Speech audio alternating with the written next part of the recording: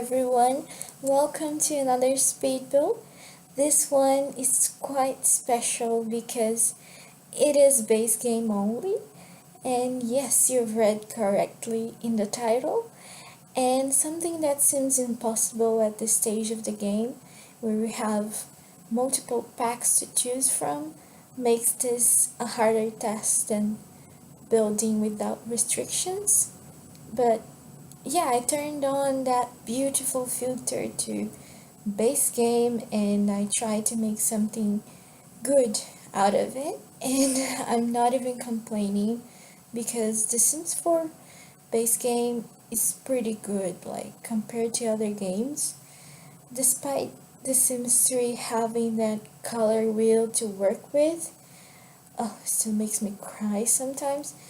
But yeah, Sims 4 has really good items. They're mostly modern slash contemporary furniture, which makes the greater difference in a build for me, I think. And that's why I decided to build a house here in this base game world of Oasis Springs.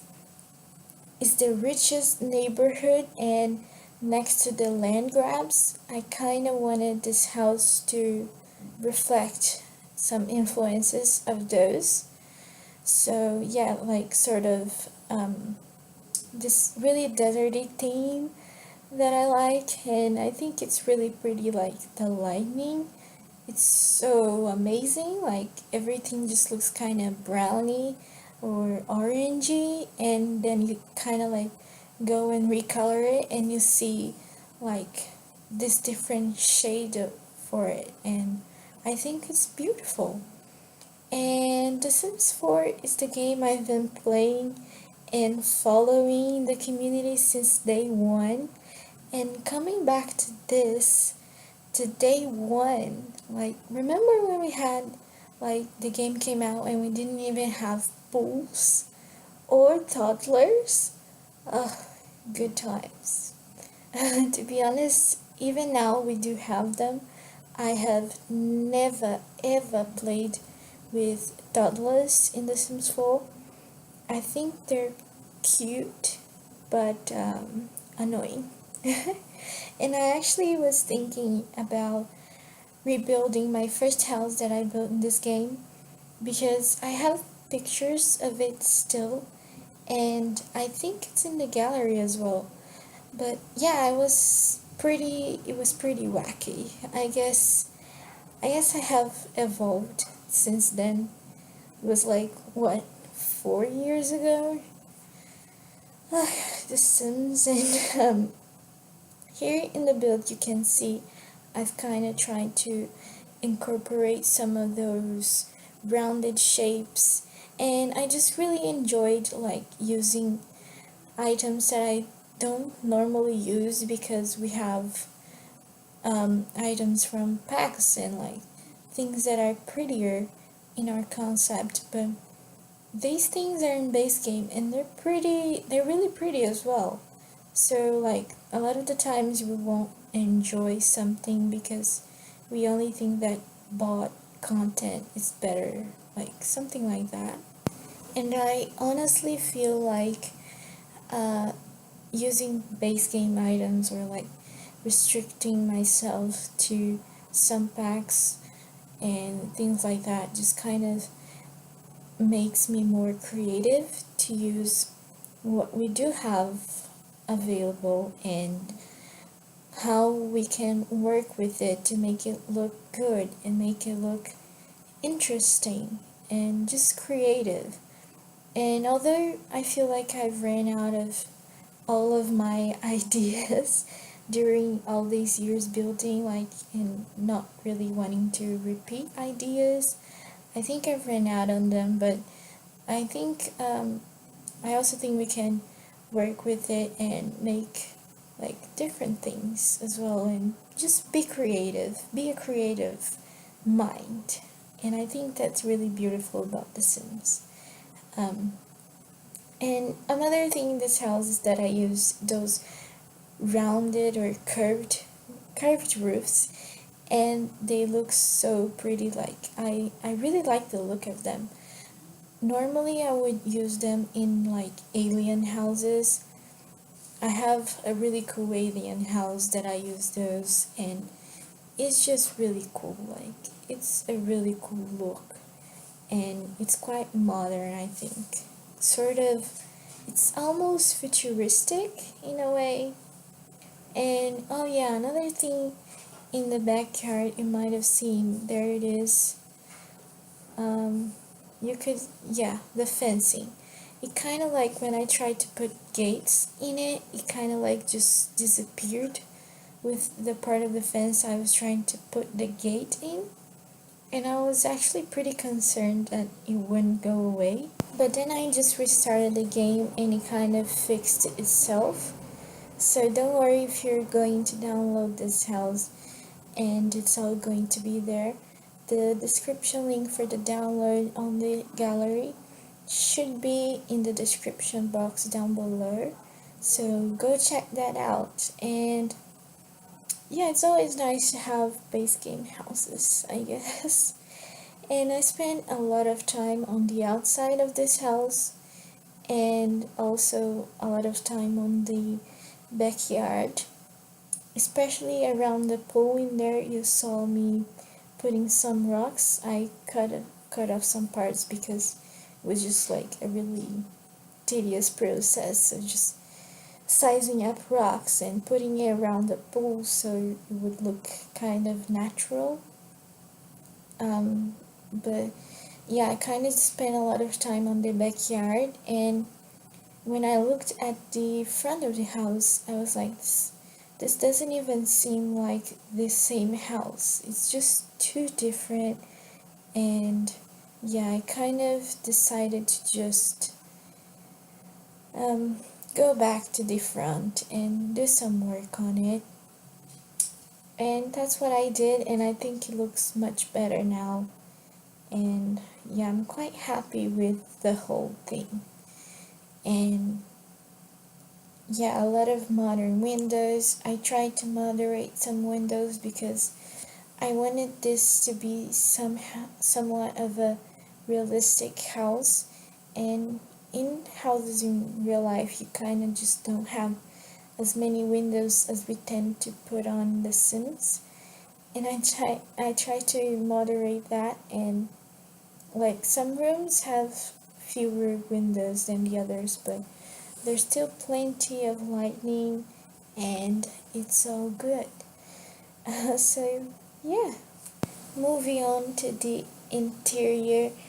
Oh yeah, another thing that I want to talk about is that a lot of builders, when they're going to create a house, they like to um, create a family like their clients, and like just imagine their characteristics and their personality, their jobs, what they like and what they dislike, and a really interesting like way in between the building process and the creative part of and I wanted to do that as well. Like I subconsciously create houses and clients in my mind, like to furnish bedrooms and office areas, things like that. And yeah, for this house I thought we could have a couple with two kids,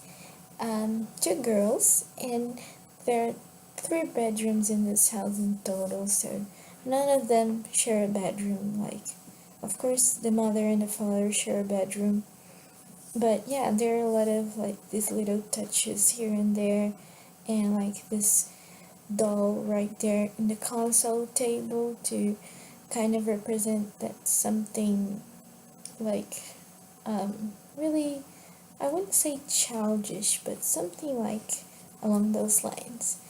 And there's also these chairs in the living room to represent the kind of more chitty, the kitty part of the house, and I think it's really sweet. Like, we have also, we're really lucky to have like those types of items in the game with the base game as well, because when we got toddlers, they obviously had to do items for the base game and also for the parenthood pack. But I think it's really neat we also have those cool things available in the base game. And I also wanted this house to be somewhat colorful yet really mature in a way. And the kitchen there, I wanted the counter that would be colorful and would be like just one color in all of it. But that is really not an option in the game, and that was the only thing that I could find, the blue counter. And I thought it was like a little bit of fun to just put that in there. And yeah, like pops of color here and there. I think it's really a lot better to have neutral color tones on the walls and the floors and just kind of make it like pop through some decor objects, and that you could just just move around and arrange the way you want whenever you want, and you don't have to be like stick to that same color pattern or the same aesthetic and for a long time, because it is a lot harder to paint a wall than to buy a new decor item like a rug or something. So yeah, that's my idea behind my modern houses, I guess. And we also have that really big backyard area in there that could really be enjoyable for your Sims family, especially a big family like this one. This, for example, is a teen's bedroom, I thought, and she would be like somewhat in between a really vintage teen and a really cool teen, like with a shaved head on the side and like at the same time really artsy, and like a kind of person who enjoys Van Gogh and sunflowers. I also just noticed recently there's a Van Gogh bed in the game, the one you unlock with, I don't know if it's the painting career or something like that. You just have to unlock it, and then there's just patterns on the bed, and it's like a blue bed and a yellow bed, and I've never noticed that before. I was surprised even to see that in the game, and I'm definitely using it in sometime in the near future. And this is the child's bedroom in here, and it's really colorful, really pretty. I think it just like it looks like what a child's bedroom should be, with a lot of toys and a lot of color. And now to finish off, a little glance at the master bedroom. It has a little balcony right there. It's actually quite big, and it has those planters on top of the ceiling, so it looks shady. And there are a lot of balconies in the house, but it's not accessible because I didn't really like the look of the doors in the diagonal walls. So yeah, there's that. But I'm going to leave you here. I hope you enjoy the walkthrough, and if you want to download this house, you can in the Sims 4 gallery. I'll see you next time. Bye.